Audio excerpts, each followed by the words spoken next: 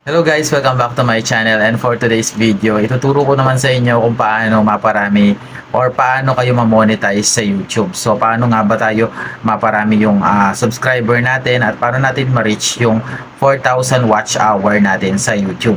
So before kasi nung nag-start ako sa YouTube guys, is nakipag BLS din ako. So ito yung parang review mo yung video ninyo sa isa and then sabay ninyong panonoorin yan. And then sasabihin nyo kung ilang minutes, and then nakikipag subs to subs din ako, subscriber to subscriber. Pero at the end of the time guys, parang napapansin ko na binabawasan talaga ni YouTube yung mga subscriber natin pagdating po ng hapon at saka yung views natin. So parang nonsense din kapag ginawa natin yun. Pero kapag dire-diretso nyo siyang ginawa, mapapansin ni YouTube na makikita niya na talagang namo-monetize kayo. Pero make sure kapag nakipag-subs to subs kayo guys, make sure lang na gumagamit kayo ng ibang account para mag-subscribe ng iba. So wag ninyong ipang-subscribe yung main account ninyo gamit para makapag-subscribe din sa iba. Kasi mapapansin ni YouTube yan na nag-subs sa inyo and then mag-subs back ka sa kanya. So parang ang mangyayari, mapapansin ni YouTube na nagpapalitan kayo ng subscriber. So kaya ang gagawin dyan, ang pinaka-technique dyan, ang mas maganda dyan, kung magkikipag-subs to subs kayo, make sure na gumagamit kayo ng ibang account na pang-subscribe nyo, na validated din yung email address, na pang-subscribe nyo siya sa iba. So make sure na ganun din yung gagawin nung nagsasubscribe sa'yo. So dito naman guys, yung ipapakita ko din sa inyo, bukod dun sa tips na binigay ko, ang papakita ko sa inyo kung paano ba tayo makukuha yung 4,000 watch hour natin. So usually nasa ano yun, 'di ba? Kailangan meron ka ditong video. So kapag may video na kayo, hindi naman yan pwede kasi na kahit konti lang yung video mo is makukuha mo na agad yung 4,000 watch hour kahit na may mga nanonood sa iyo. So make sure guys, ang ginawa ko before is gumawa ako ng video ng more than 1 hour yung length time niya. So gumawa ako ng maraming video na nasa 1 hour. So kahit na walang kakwenta-kwenta yung video ko that time sa YouTube. So ginawa ko yon para maging 1 hour lang siya. So and then in-upload ko yon. So after that guys, nung makikipag-subs to subs na ako and then makikipag-subscribe na ako at makikipag BLS ako, so yun yung binibigay kong video para yun yung mag-monetize, para yun dun pumasok yung kumbaga yung pinaka-counting ng aking video. And then ang isa pang ginawa ko guys is nag-open ako kung mayroon kayong laptop. So ipapakita ko sa inyo yung laptop, no. And guys, no, open nyo lang yung Google Chrome ninyo, at dito sa Google Chrome ninyo, alam ko na isa lang yung account nyo na nakalagay dito. So makikita nyo dyan sa akin sa Google Chrome, mayroong A, B, C, D. So bilagyan ko yan ng mga pangalan para lang ma-identify ko. So pagkabukas ko dyan, so buksan ko yung isa dyan. So ganyan yung magiging itsura niya. So dito guys, sa pinaka taas niya, dito makikita mo yung ibang account. So ayan. So dito, pwede ka pa mag-add guys. So dito kapag ka nag-add ka, so ilalagay mo lang dito yung continue without account. Kailangan natin gawin to kasi para hindi ma-detect ni YouTube. So dito maglalagay ka ng pangalan katulad nga na nilagay ko yung ABCD. Kung nasa yun niya kung ano ilalagay mo, and then pili ka ng icon. So after mo makagawa ng ganito guys, so after nun, so ito na, ganito na yung kalalabasan niya. So i-search mo lang dito sa youtube.com. Pagka sinearch mo dito is youtube.com, siyempre lalabas yung YouTube dyan.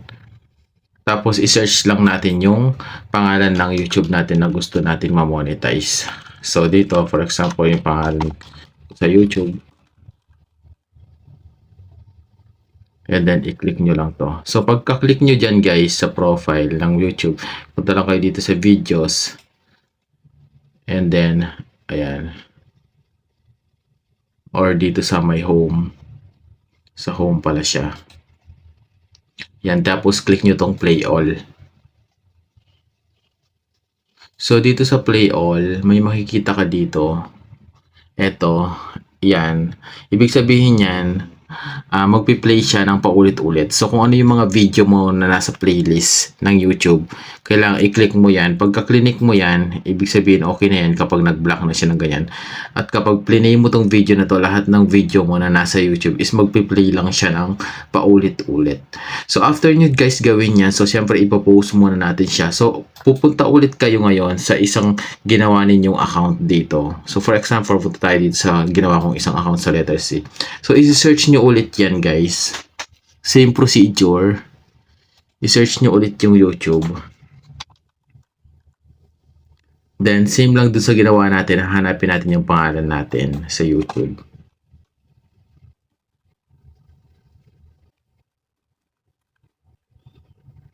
So ayan.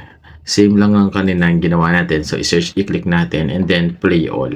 So after natin magawa lahat yan guys, kung gaano karami yung kaya nyong gawin, so igagawin natin, i-click lang natin to, i-minimize natin siya.